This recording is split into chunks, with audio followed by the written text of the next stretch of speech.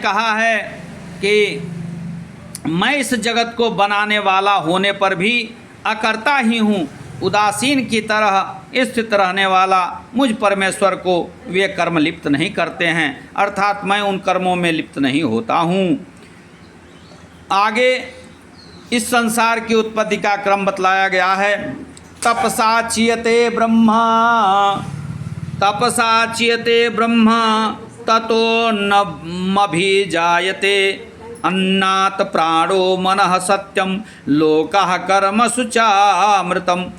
जब जगत की रचना का समय आता है उस समय परब्रह्म परमेश्वर अपने संकल्प रूप से तप से वृद्धि को प्राप्त होते हैं, अर्थात उनमें तरह तरह के रूप वाली सृष्टि के निर्माण का संकल्प मन में उठता है और जीवों के कर्म के अनुसार उन परब्रह्म पुरुषोत्तम में जो सृष्टि के आदि में स्फुरना होती है वही मानो उनका तप है।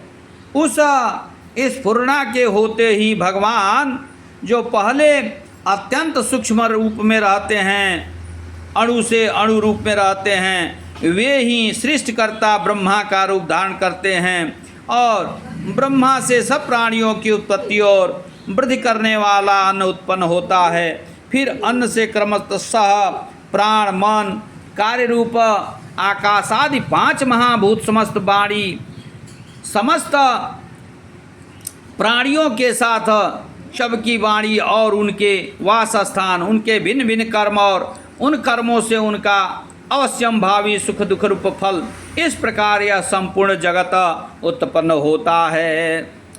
आगे परमेश्वर की महिमा का वर्णन करते हुए मुंडकोपनिषद के प्रथम खंड में ही यह वर्णन आता है कि जह सर्वज्ञ सर्वविद्यस्य ज्ञानमयं तपः तस्मादेतद् ब्रह्म नाम रूपमन्नं च जायते।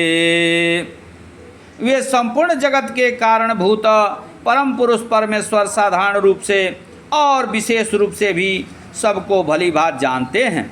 उन परब्रह्म का एकमात्र ज्ञान क्या है? तो एकमात्र ज्ञान तप ही है। उन्हें साधारण मनुष्यों की तरह जगत की उत्पत्ति के लिए कष्ट सहन रूप तप नहीं करना पड़ता। उन सर्वशक्तिमान परब्रह्म परमेश्वर के संकल्प मात्र से ही यह प्रत्यक्ष दिखने वाला विराट स्वरूप जो जगत है, जिसे अपर ब्रह्म कहते हैं, अपने आप ही प्रकट हो जाता है और समस्त प्राणियों तथा लोकों के नाम रूप और आहार आदि भी उत्पन्न हो जाते हैं। शौनक ऋषि ने यह पूछा था कि किसको जानने से यह सब कुछ जान लिया जाता है। इसके उत्तर में समस्त जगत के परम कारण परब्रह्म परमात्मा से जगत की उत्पत्ति बतलाकर संक्षेप में यह बात समझाई गई है कि उन सर्वशक्तिमान सर्वज्ञ सबके कर्ता धर्ता परमेश्वर को जान लेने पर ही यह सब कुछ ज्ञात हो जाता है। ओम नमः परमात्मने। फिर दूसरे अंक में